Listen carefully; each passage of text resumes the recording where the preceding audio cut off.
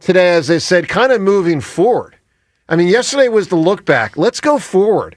And let's go forward in the absence of Brandon Graham and what that represents for the Eagles and everyone's thoughts on kind of where they go from here. Let me just start with this.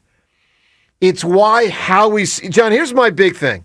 It's why Howie's season is so important, and it's why the Eagles have such an advantage. You know, ordinarily, we should be kind of freaked out to lose a player of Brandon Graham's capabilities. We've seen plenty of Philadelphia sports teams struggle when losing a legend. Sometimes an even better player than Brandon Graham, like Mike Schmidt. Not replaced for a long time, right? Brian Dawkins, when the Eagles lost Dawk, it took like 5 years to get another safety until Malcolm Jenkins finally settled the situation down. You can be in the wilderness. Ron Hextall as a rookie, have we ever? I mean, have the Flyers had a goalie and, pick Since Bernie, I guess? So, Pelly had it and Hexy had it, but, we understand both were short-lived for different reasons. The thing about this one, John, is I'm really not that concerned. And I'll say, like, if I'm in a court of law right now, I look at the judge, I look at the jury, I look at the judge, I look back at the jury, I say, guys, they just won a Super Bowl in the first season without Jason Kelce and Fletcher Cox. They just did this, and they won the bowl. So, maybe I should be more concerned than I am, but I'm not, and it's because of Howie primarily picking, here we go, the right players, the right people. And when I think of both combined, I think of people like Nolan Smith, obviously at Brandon's position. I think of someone like Reed Blankenship. I was struck when Darius Slice, and I'm switching positions here, I'm talking about leadership, but also skill that contributes. Like, I remember when the Eagles season ended and they started making those moves and Darius Slay was on his way out, and Darius Slay talked about how Reed Blankenship is the leader in the defensive secondary. I wouldn't have known that. I know he's a solid player. I know he's better than I thought a couple of years ago. He's not the best player in the team, and he's far from it. But leadership matters. If that guy brings leadership, kudos to him. I was with Jordan Mailata last night. He was at the BG Live event. It is so obvious. I mean, we can see out there what a great player he is. He's one of the best left tackles in football. But hearing him talk, John, I can also just sense the leadership in that guy. So they got a lot to replace with Brandon. There is no sugarcoating that. But I feel really confident.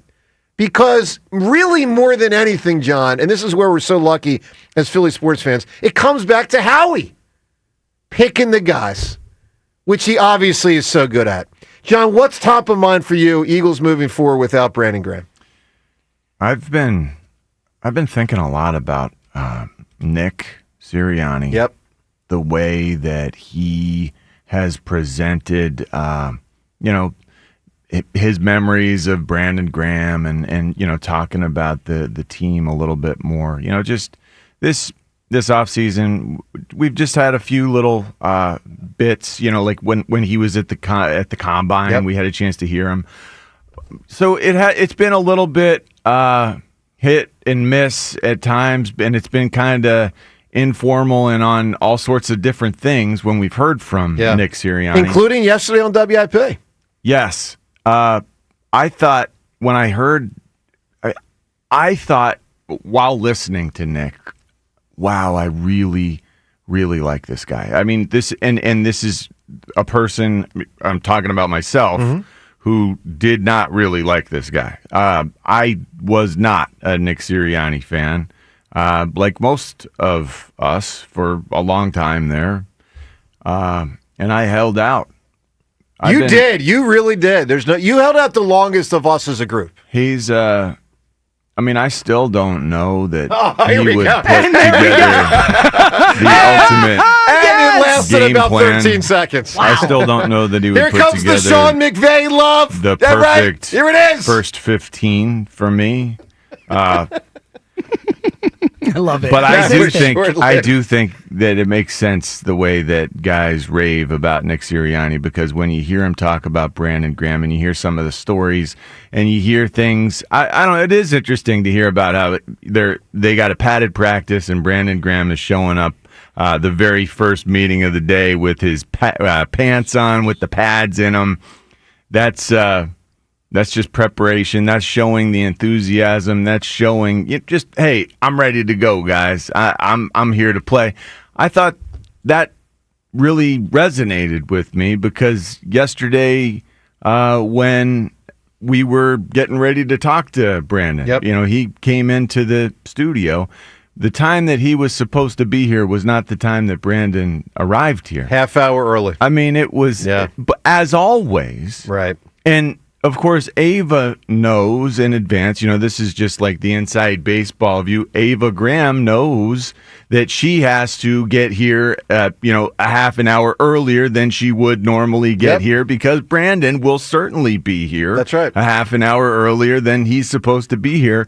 It's just another one of those things. So yesterday, it just reminded me of when I saw Ava walking in saying, oh, well, there's Brandon here already. It was not time. And, of course, we were here. Yeah. But we're the only ones. Well, we're always here in the morning. In the morning, right. At that point in time. And so we get to see the trickle in, and we get to see just how enthusiastic Brandon always is. And Nick Sirriani is very similar. And Nick Sirriani is similarly adored within the walls of the NovaCare complex, similarly adored within the fan base now. He's come a long way. He has. I did not think I would ever get to this point. I'd be interested if he's come a long way or if we've come a long way. Well, that's true, too. Honestly, You're right. Maybe I just needed to open my mind to this idea that the guy that we brought in to call plays and be the offensive guru became the guy that became the manager of men who really does a great job as a CEO and is very well respected within that locker room, within the NFL, with good reason. He's now a Super Bowl winning head coach, and he deserves the credit. He deserves a lot more credit than I was willing to give for a long time. Look, I think that's true, and I'm curious where you stand on this whole thing at 215-592-9494. By the way, if you were at BG Live last night, and I want to say it was around 600 people, I don't have the final tally, but I had heard it was going to be about 600 people.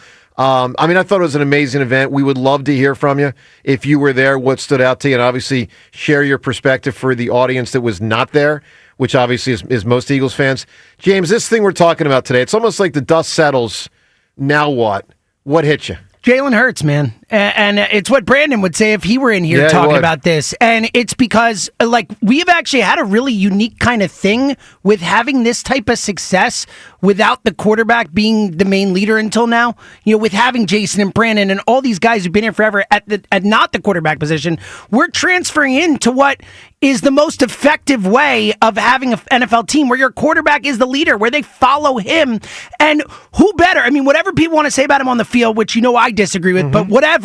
But in terms of just setting a tone, in knowing that a guy is going to be locked in every single day, every single moment, I just feel so good about this guy kind of taking the mantle from these guys and moving it forward, because I know that if nothing else, we're getting 100% of what this guy has. Yeah, there's no Ben Simmons messing around. You get total, absolute, total focus. I love focus. And we need some slack to be picked up here. This was another tying back into the Nick Sirianni needed some help, admitted he needed help. He wasn't where he needed to be. He had the four, the core four: Kelsey and Fletch and Lane. Lane is the only one who remains. Brandon Graham is now gone. Yeah. And that is such a huge help. That is the guys would handle things for their coach. They kept things on track with the flowers and the dumb stuff. Yeah, I really believe that. And now Nick has Lane, but Nick has grown himself in a way that he doesn't need.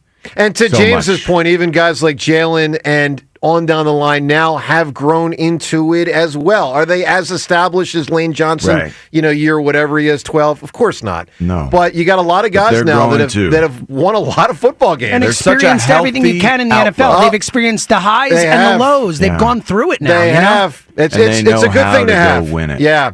All right, so look, 215-592-9494. As I said, I'd encourage you to call early in the show. Do that. Phone calls up ahead.